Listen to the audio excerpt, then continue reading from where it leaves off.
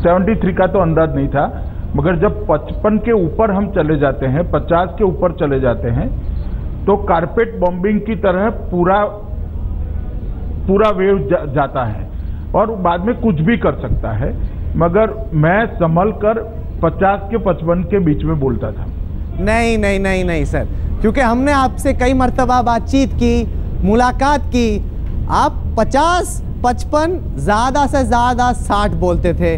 73 का कभी आपने जिक्र नहीं किया। मान लीजिए आज कि उत्तर प्रदेश की जनता ने ऐसी लॉटरी, ऐसी बोनांजा दी है जो आपने भी नहीं सोचा था कभी कि होगा। नहीं, मैंने कहा ना कि भाई 73 का कभी नहीं सोचा था, मगर 55 के ऊपर जाते हैं तब कुछ भी हो सकता है। क्या हुआ आखिरकार कि पूरा ऑपोजिशन साफ हो गया, बाकी बीएसपी ही नहीं खुला। आपको लगा था कि इतनी दुर्दशा होगी? आपने कहा सर कि बीएसपी नंबर 2 पे आएगी, एसपी नंबर 2 पे आई है, बीएसपी तो डक पे आउट। देखिए 2-3% वोट का फर्क है। चुनावी राजनीति में सीट की जो केमिस्ट्री जातिगत बनती है वो कहीं ना कहीं अंत तक इसका अनुमान लगाना ठीक अनुमान नहीं लगता है।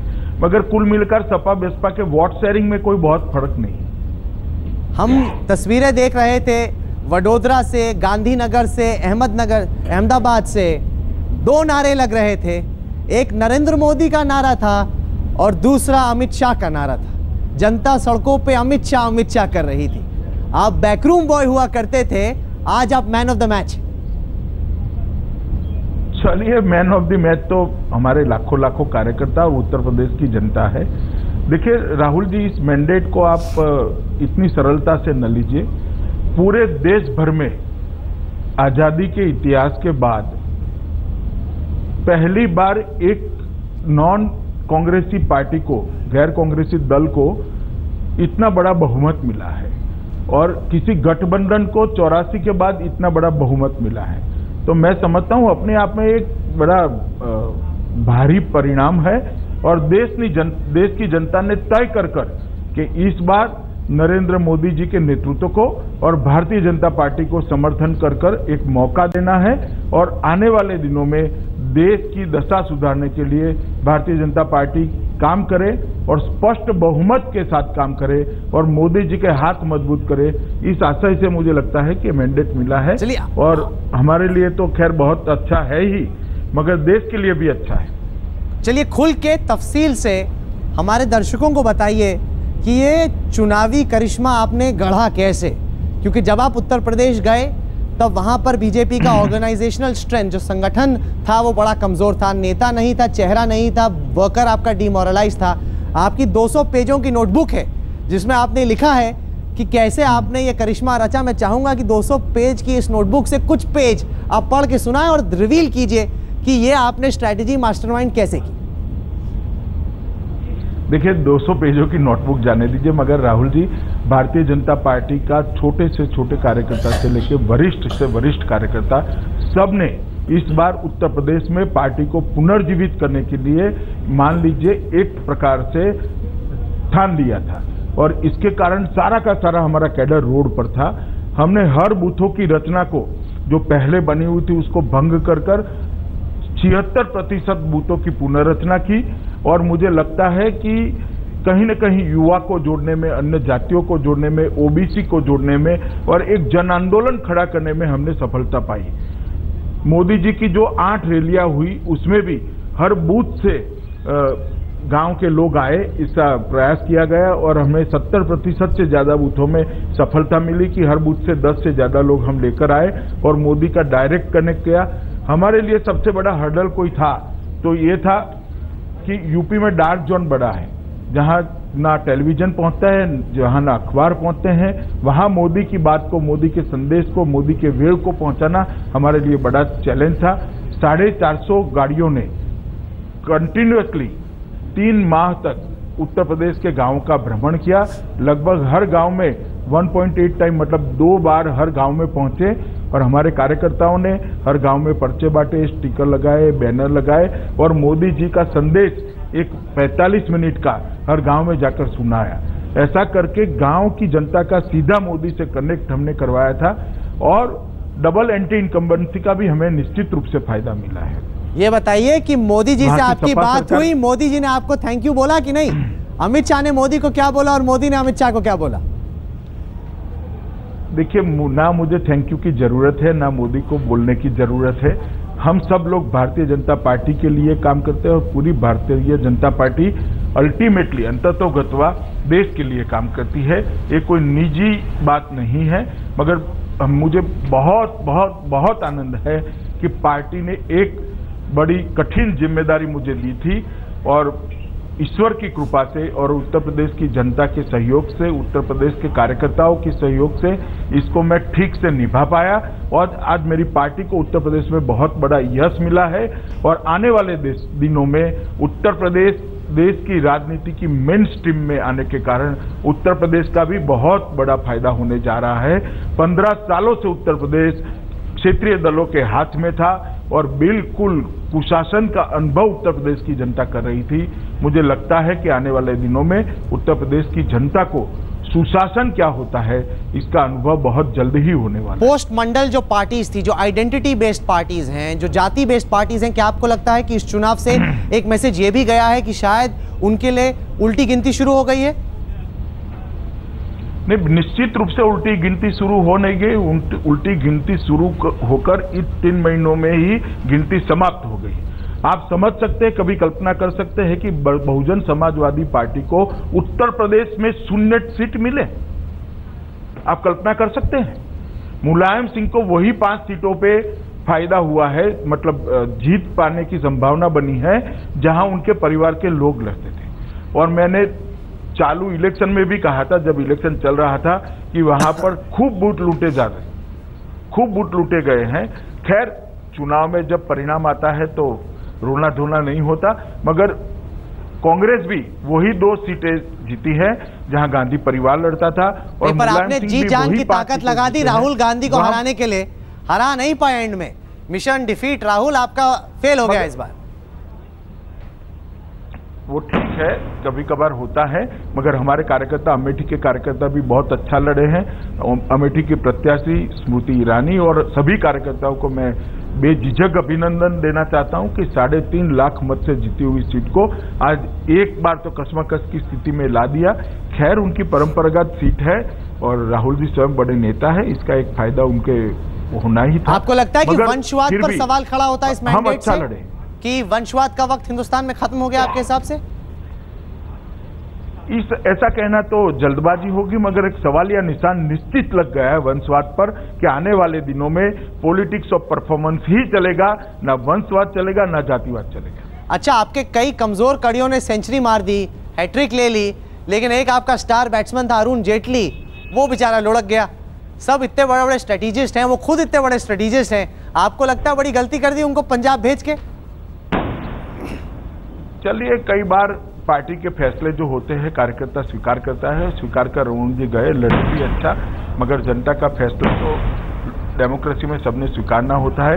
मगर मैं इतना निश्चित रूप से कहना चाहता हूं, इससे ना भारतीय जनता पार्टी को कोई फर्क पड़ता है, ना अरुण जेटली की पॉलिटिकल करियर को फरक पड़ता है। क्यों? उनको पिछली दफा आरएसएस, अच्छा बोलिए, सुनिए ना, हाँ बोलिए, पहले सुनिए ना, जेटली जी हमारे वरिष्ठ नेता थे, है और रहेंगे।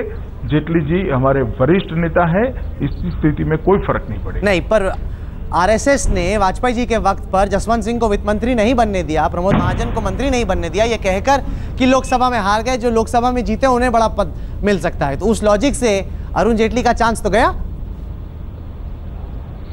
वो लॉजिक आप मत अप्लाई करिए, मेरी पार्टी पर छोड़ दीजिए। मैं पार्टी के राष्ट्रीय महासचिव के नाते कहता हूं कि अरुण जी मेरी पार्टी के वरिष्ठ नेता है, राज्यसभा में विपक्ष के नेता है और पूरे 5 साल तक यूपीए 2 के घोटालों को उजागर करने में सुषमा जी के साथ उन्होंने कंधे से कंधा मिलाकर पार्लियामेंट के अंदर एक लड़ाई लड़ी है। अरुण जी का आने वाली सरकार में भी उपयोग है और आने वाले दिनों में भारतीय जनता पार्टी के नेतृत्व में भी उनका शीर्ष स्थान को कोई हिला नहीं सकता। अच्छा, हमारे सहयोगी हैं जिनको आप लोग पोल पंडित कहते हैं, सवाल वो आपसे करना चाहते हैं, उन पे आप बड़ा वार करते रहते। पहले तो ये बताइए कि पोल पंडितों से नरेंद्र मोदी और अमित शाह को इतना परहेज क्या है? सब कहते हैं कि अच्छे दिन आने वाले। परहेज फिर हर बार आप हमला कर देते हैं पोल पंडितों पे। हमारा तो डेस्क का नाम ही पोल पंडित है, हर बार वो कहते हैं उनको दिल में लगती है कि हम तो पोल पंडित हैं, हम पे हर बार हमला हो जाता है। नहीं राहुल जी, अगर हेडलाइन टुडे और आज तक को पूरा जो देखते होंगे उनको मालूम होगा हमले हम कम करते हैं, आप लोग ज्यादा करते हैं। अच्छा ठीक है, हमारे सहयोगी हैं पहले आलोक मेहता, नई दुनिया अखबार के संपादक, आपसे सवाल पूछना चाहते हैं। आलोक जी। अमित जी। जी आलोक जी, दो बातें जानना चाहूँगा, मतलब एक ये भी कह सकते हैं उसको। एक तो क्या जैसे संगठन और सरकार के बीच में पहले भी कोर कमेटी पिछली सरकार में थी, संघ के प्रतिनिधि अभी पार्टी के लिए प्रतिनिधि बनकर आते हैं, क्या नई सरकार बनने पर नरेंद्र मोदी जी के नेतृत्व में, वैसे तो कहा जा रहा है कि आप और 3 लोग ही कोर कमेटी है, लेकिन कोई कोर कमेटी, चूँकि एक बड़ा संघ और कार्यकर्ताओं के नाम आपने लिया है जिनके बल पर ये सरकार बनी है, तो उनके बीच तालमेल कैसे होगा। बी में ये जानना चाहता हूँ कि नरेंद्र मोदी जी अयोध्या यात्रा में, सोमनाथ से अयोध्या यात्रा में एक बड़े सारथी की भूमिका आडवाणी जी के साथ निभाई थी, और संघ का एजेंडा रहा था कि अयोध्या, मथुरा, काशी को मुक्त कराना है। अयोध्या में तो मंदिर बनाने की बात एजेंडे में कही गई है, घोषणा पत्र में कही गई है। काशी को आपने जीत लिया है, मथुरा का क्या होगा। अयोध्या, काशी, मथुरा का जो संघ का एजेंडा है उसको आपकी पार्टी, आपकी सरकार कैसे पूरा करेगी। आलोक जी, हमारा एजेंडा हम पे छोड़ दीजिए। मुझे तो आपका एजेंडा समझ नहीं आता कि डेवलपमेंट के एजेंडा पर कोई सरकार चुनकर आ रही है और आप किस दिशा में ले जाना चाहते हैं बात को, चर्चा को। नहीं, संघ का आपने नाम, मुझे तो आपका एजेंडा ही पहले समझ में नहीं आता। नहीं, हमारा कोई एजेंडा नहीं है, हम तो कह रहे संघ के कार्यकर्ता, संघ के जी ने आपको समर्थन दिया। ये मैं जानता हूं कि नरेंद्र मोदी जी के पास अपने 5 लाख कार्यकर्ताओं की सूची है कंप्यूटर में। उन्होंने पहले भी कह दिया था कि मुझे और कोई सहयोग न दे, हमारे कार्यकर्ता करेंगे। तो या तो आप ये कह दें कि भाई ठीक है, वो एजेंडा संघ का था, विश्व हिंदू परिषद का है, तो वड़िया जी का है। हम, क्योंकि देश ये जानना चाहता है। राजनाथ सिंह जी ने भी आज जब धन्यवाद दिया तब अल्पसंख्यक शब्द नहीं दिया, आदिवासी बोला और समाज का नाम बोला, सारे समुदाय का नाम बोला, राज्यों का नाम बोला। अल्पसंख्यक पद से, शब्द से परहेज करते हैं, कोई बात नहीं, आप भारतीय कहते हैं, हिंदुस्तानी कहते हैं। मैं इसलिए सवाल पूछ रहा हूँ कि देश और दुनिया जानना चाहेगी कि अमित शाह जी किस तरह सोचते हैं और तालमेल सरकार और संगठन में कैसे होगा। सरकार और संगठन में ठीक से तालमेल होगा, काम की पद्धति आने वाले दिनों में निश्चित तय होगी। और मैं मानता हूं आलोक जी कि आप, हेलो, की आवाज आ रही है, जी। बोलते रहिए, आपकी आवाज आ रही है। हाँ, मैं मानता हूं आलोक जी कि आप जितनी चिंता कर रहे हैं उससे ज्यादा चिंता हम लोग भी तो करते होंगे सरकार चलाने की और संगठन चलाने की। आप वो हम पर छोड़ दीजिए। अभी तो हम लड़ाई के मैदान में थे, लड़ाई जीते हैं, और आने वाले दिनों में सरकार बनने के बाद संगठन को भी अपनी बात पहुंचाने का किस तरह से माध्यम बनेगा वो भी तय हो जाएगा। नलिनी सिंह है एक और पोल पंडित, ये आपसे सवाल पूछना चाहती है। नलिनी जी। पहले तो मुबारक आपको अमित शाह जी, नलिनी सिंह बोल रही हूँ जी, मुबारक आपको। धन्यवाद जी, अमित शाह जी, जब आप गए तो यही सब लोग बात कह रहे थे कि उत्तर प्रदेश में भाजपा निर्जीव स्थिति में पड़ी हुई है पार्टी। तो अब आज अगर कहें कि कांग्रेस की वही स्थिति है, तो कांग्रेस को आप क्या सलाह देंगे? ज़रूर नसीहत देंगे, वो भी आपके तरह राजनीति में हैं, तो आप उनको ऐसे तो नहीं छोड़ देंगे। तो अगर आप राहुल गांधी आपके पास आते हैं पूछने के लिए कि किस तरह से जान फूके कांग्रेस में, तो आप क्या कहेंगे? 3-4 बातें बताइए ना। देखिए, मैं कांग्रेस को कोई सलाह देना नहीं चाहता। मेरा काम मेरी पार्टी चलाने है, मेरे संगठन को मजबूत करना है। नलिनी जी, मगर मैं इतना जरूर कहूंगा कि पहली बार उत्तर प्रदेश में एक राष्ट्रीय दल के साथ उत्तर प्रदेश की जनता ने अपने आप को जोड़ा है। लगभग 15-17 सालों के बाद इसका फायदा उत्तर प्रदेश और देश दोनों को होगा।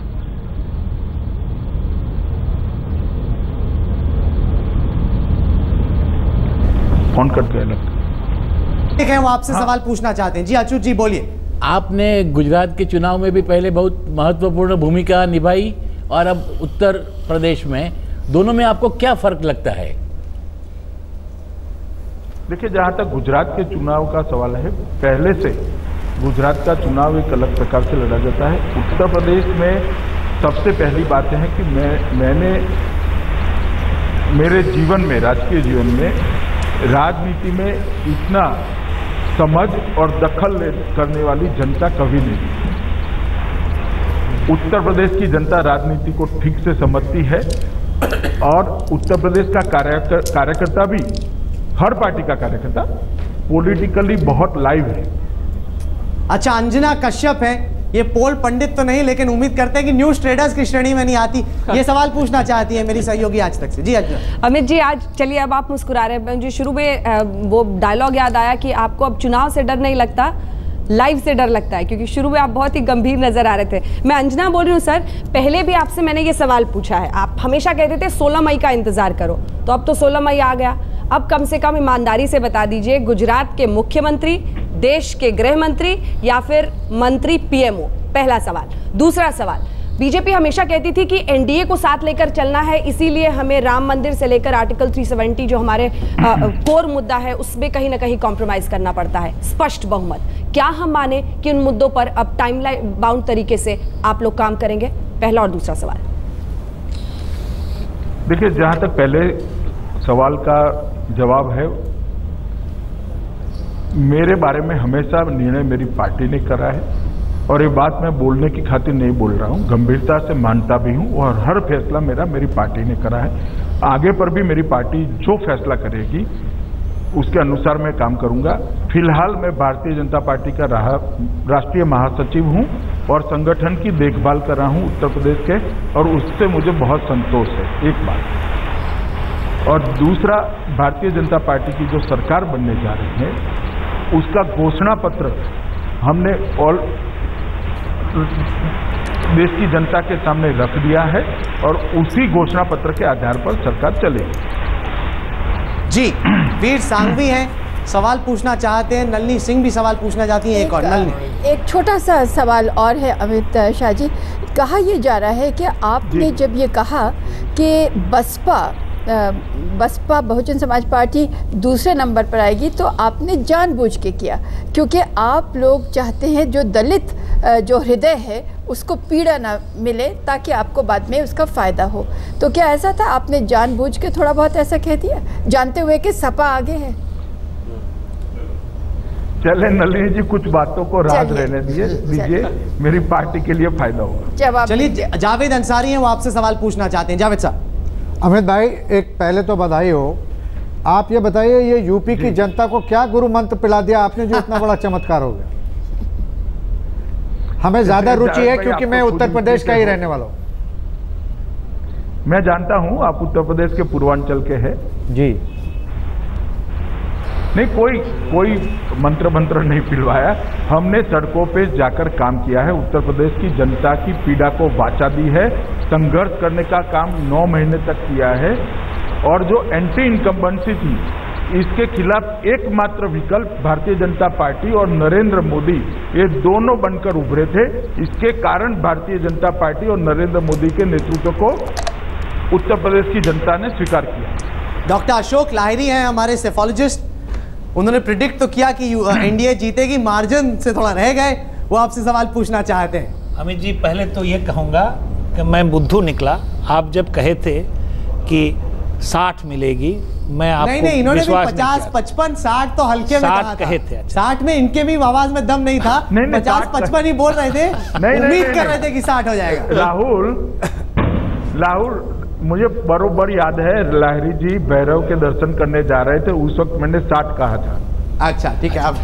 अब मेरा सवाल ये है, हम जो पोलस्टर्स है जिसके खिलाफ सारे पॉलिटिकल पार्टीज कहते रहते हैं, ये तो हम घबरा जाते हैं क्योंकि हर पॉलिटिकल पार्टी कहता है कि हम जीत रहे हैं। तो यूपी में कांग्रेस, मुलायम सिंह साहब का समाजवादी पार्टी, बहुजन समाज पार्टी, वो भी कह रहे थे जीत रहे थे। उनका क्या इंटरनल असेसमेंट में ये था कि बीजेपी का इतनी भारी बहुमत मिल रही है क्या? वो कह रहे थे सिर्फ लोगों को दिखाने के लिए, वो ब्रेव फेस दिखा रहे थे क्या? उनको भी पता था? देखिए, पहले फेज से लेकर धीरे धीरे जैसे चुनाव आगे बढ़ता गया, जिस तरह से बसपा का और सपा का कैडर अदृश्य होता गया,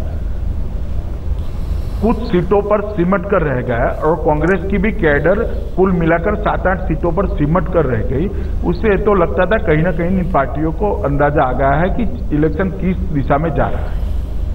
उन्होंने पूरी अपनी ताकत को संजोकर कुछ लिमिटेड सीटों पर कंसंट्रेट कर लिया था, और मैं ऐसा भी कह सकता हूं कि टैक्टिकल अलायंस जैसा भी हो गया था कि 35 सीटों पर 10 बसपा, 10 सपा और 10 कांग्रेस लड़ रही थी, बाकी सब अपने आप शांत बैठे थे। अच्छा, वॉशिंगटन से एक एक्सपर्ट आए हैं सदानंद धूमे, अमेरिका से चुनावों का कंपैरिजन करते हैं, अंतर्राष्ट्रीय पर्सपेक्टिव रखते हैं। आपसे सवाल पूछना चाहते हैं। अमित शाह जी, मैं सदानंद धूमे हूँ। मेरा एक आपसे एक प्रश्न है। हम कहते हैं कि जो इंडिया की जो राजनीति है, भारत की राजनीति पहले तो लेफ्ट ऑफ सेंटर होती थी और अब इस चुनाव के बाद शायद पहली बार राइट ऑफ सेंटर हो चुकी है। आप इससे सहमत हो, और अगर आप सहमत हो इसका मतलब क्या है, इसका असर क्या पड़ेगा भारत पे? देखिए, भारत एक बड़ी मैच्योर डेमोक्रेसी है। यहाँ की जनता जो समय होता है इसके हिसाब से निर्णय करती है। मैं नहीं मानता कि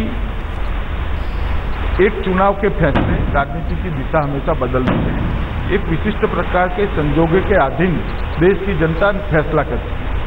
और मैं जब ये कह रहा हूँ कि हमारी डेमोक्रेसी बड़ी मैच्योर डेमोक्रेसी है, तब मैं पूरी दुनिया में सबसे मैच्योर डेमोक्रेसी अगर कहीं पर है तो हिंदुस्तान में है, ऐसा मानता हूँ। सर, कुछ तो आपके मन में होगा, आप बड़े रूखे सूखे से जवाब दे रहे हैं। इतनी बड़ी आपकी जीत हुई है, गुजरात का मुख्यमंत्री पद खाली पड़ा है, गृह मंत्री की तलाश है, minister of state and prime minister's office की तलाश है, बीजेपी को हो सकता है नए प्रेसिडेंट की जरूरत पड़े।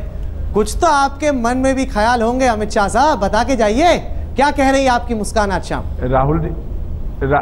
राहुल जी, मैं मेरे ख्याल मेरे पार्टी के नेताओं को भी नहीं कहता, क्योंकि मैं मेरे ख्याल कर मेरी पार्टी का निर्णय को प्रभावित करना नहीं चाहता, तो आपको कहां से कह दूंगा। पर यूपी का कमाल तो आपका है ना, आपकी झोली में जाएगा।